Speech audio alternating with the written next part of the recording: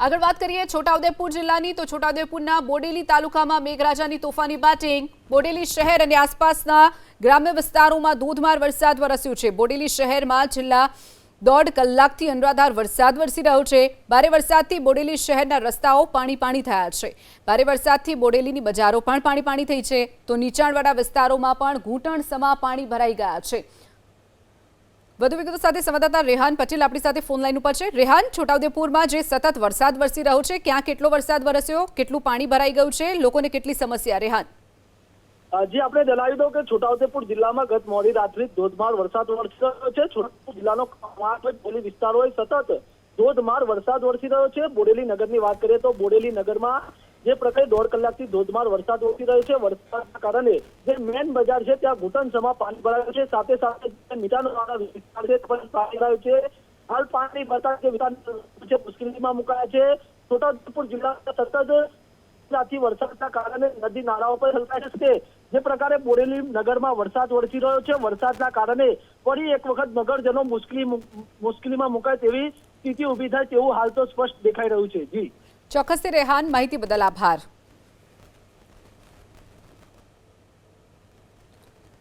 તો આ તરફ વાત કરીએ છોટાઉદેપુર જિલ્લામાં બરબાદીનો વરસાદ। છોટાઉદેપુર શહેર અને ગ્રામ્ય વિસ્તારમાં વરસાદ।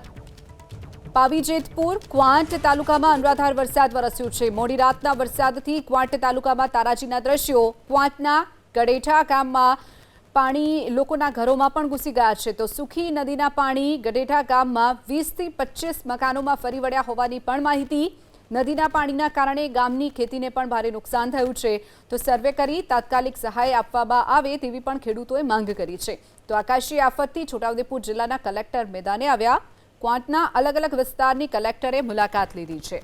તો છોટાઉદેપુર જિલ્લામાં સવારથી જ જે અનરાધાર વરસાદ વરસી રહ્યો છે, તમામ તાલુકાઓમાં વરસાદ નોંધાયો છે।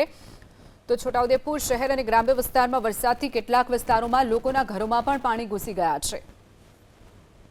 જિલ્લામાં મોડી રાત્રે પડેલા ધોધમાર વરસાદના કારણે તારાજી સર્જાઈ છે। હાલ આપણે કવાંટ તાલુકાના ગડેઠા ગામે છે। ગડેઠા ગામે જે પસાર થતી નદી છે તે નદીનું પાણી આખા ગામમાં ફરી વળ્યું હતું।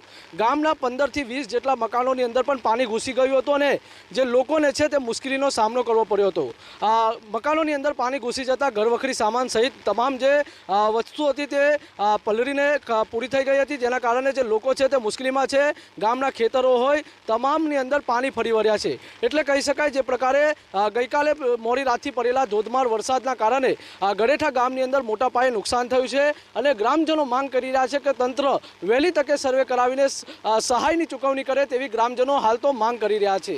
રેહાન પટેલ, એબીપી અસ્મિતા, છોટાઉદેપુર। આજે રાતની પરિસ્થિતિ એવી હતી કે રાતના 2 થી 2:30 વાગે જો વરસાદ આવ્યો હતો, એમાં પાણી પેલું પુલ ઉપર જતું હતું થોડું, પછી રાતે બહાર નીકળ્યા ને ત્યારે ઘરની બહાર પાણી આવી ગયું હતું। પછી રાતે 4:30 જેવું ઘરની અંદર પાણી ભરી ગયું હતું અને એની અંદર બહાર બધું અનાજ બનાજ એવું બધું પલળી ગયું છે અને છોકરાઓ બી રાતે બહુ હેરાન થયા છે। અને પછી વરસાદ ઓછો વરસાદ થયો એટલે પછી ધીરે પાણી પાછું ઓછું થયું ત્યારે પછી બધું બહાર ભેંસો બધી બહાર બાંધેલી હતી, એને પછી બહાર છોડી અને બધું બહુ પરિસ્થિતિ રાતે સામનો કરવો પડ્યો હતો। બહુ જ મુશ્કેલી। આજે મધરાતે વરસાદ પડવાના કારણે વધારે વરસાદને કારણે અમારે નદીની આજુબાજુના ઘરોમાં પાણી ભરાઈ ગયું છે અને એ પાણીમાં ભરાઈ જવાથી ઘરવખરી અને બધા સામાન પલળી ગયો, જેથી કરીને તાત્કાલિક એમને કેશડોલ ચૂકવવામાં આવે અને જે જમીનનું નુકસાન થયું છે જે ધોવાણ એને તાત્કાલિક સર્વે થાય અને એમને જે કંઈ વળતર મળે એવી મેં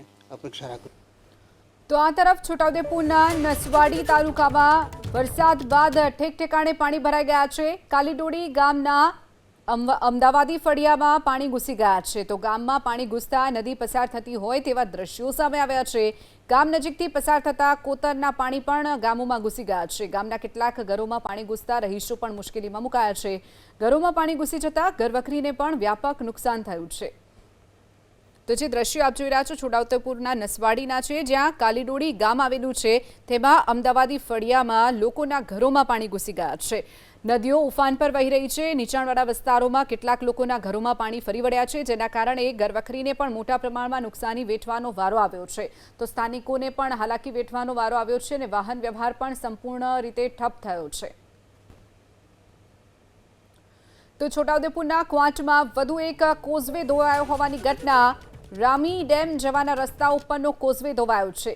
મોટો સાંકળથી ખંડીબારા જવાનો જે રસ્તો છે તેનો કોઝવે જ ધોવાઈ ગયો છે, જેના કારણે વાહન વ્યવહાર પ્રભાવિત થયો છે.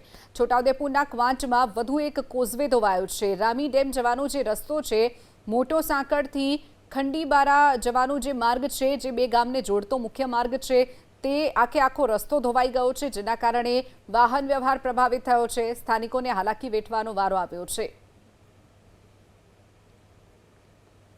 છોટાઉદેપુર જિલ્લામાં ગઈકાલથી પડી રહેલા મુસળધાર વરસાદના કારણે તારાજીના દ્રશ્યો સામે આવ્યા છે. એબીપી અસ્મિતાની ટીમ હાલ ગ્રાઉન્ડ ઝીરો ઉપર પહોંચી છે. કવાંટ તાલુકાના ખંડીબારાથી રામી ડેમ જવાનો આ માર્ગ છે અને માર્ગ ઉપર આવેલો કોઝવે પાણીમાં ધોવાઈ ગયો છે. હાલ આ કોઝવે પાણીમાં ધોવાઈ જતા સંપૂર્ણ રસ્તો બંધ થયો છે. ગ્રામજનો મુશ્કેલીમાં મુકાયા છે. આપ જોઈ શકો છો કે અહીંયાથી પસાર કઈ રીતે થવું તે પણ મુશ્કેલ કેવું છે, કારણ કે આખો કોઝવે ધોવાઈ ગયો છે. વારંવાર તંત્રમાં રજૂઆત કરી છે ગ્રામજનોએ, પરંતુ તેમની રજૂઆત સાંભળવામાં નથી આવતી. દર ચોમાસાની અંદર ગ્રામજનોને મુશ્કેલી વેઠવાની વારો આવે છે. હાલ તો આ રસ્તો બંધ થયો છે, જેથી જે ગ્રામજનો છે તે મુશ્કેલીમાં મુકાયા છે. જે પ્રકારે છોટાઉદેપુર જિલ્લામાં ગઈકાલથી પડેલા મુસળધાર વરસાદના કારણે અનેક નદી નાળાઓ છલકાયા છે, સાથે તારાજીના દ્રશ્યો પણ સામે આવ્યા છે. રેહાન પટેલ, એબીપી અસ્મિતા, છોટાઉદેપુર. ખંડીબારા જલાવાટ ગામના જે મોટી સાંકળને જોડતો જે કોઝવે છે એ ભારે વરસાદના કારણે ધોવાઈ ગયેલ છે.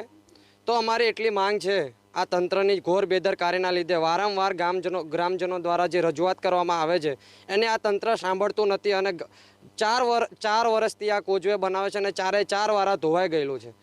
જ્યારે ગ્રામ લોકોની એવી માંગ છે કે અમને સારો એક પુલ બનાવી આપવામાં આવે, પણ આ તંત્ર કોઈ સાંભળવા તૈયાર નથી. ને અત્યારે આજે જ્યારે મોડી રાત્રે આ વરસાદ થયો છે અને આજે સવારે આ કોઝવે ધોવાણ થઈ ગયું છે, તો આજે સવારમાં પણ એવો કિસ્સો બન્યો કે એક ડિલિવરી બેન હતા અને અત્યારે પણ એક દાદાને એવો કિસ્સો બન્યો કે એમને ચાલવાની પણ એ નહોતી, બીમાર હતા, તો એમને પણ ઉપાડી લઈ જવામાં આવ્યા. તો અમારી સરકાર સામે એવી માંગ છે કે તાત્કાલિક ધોરણે જે કોઈ લાગતા વળગતા જે તંત્ર હોય એની સામે અમારી માંગ છે કે વહેલી તકે આ બ્રિજ નિર્માણ થાય એવી અમારા ગ્રામજનોની માંગ છે. બાકી અમે આવનાર સમયમાં જો આ પુલ મંજૂર નહીં કરે તો અમે આ રોડ પણ બંધ કરીશું અને આંદોલન પણ કરીશું, એવી જ અમે કહેવા માંગીએ છીએ.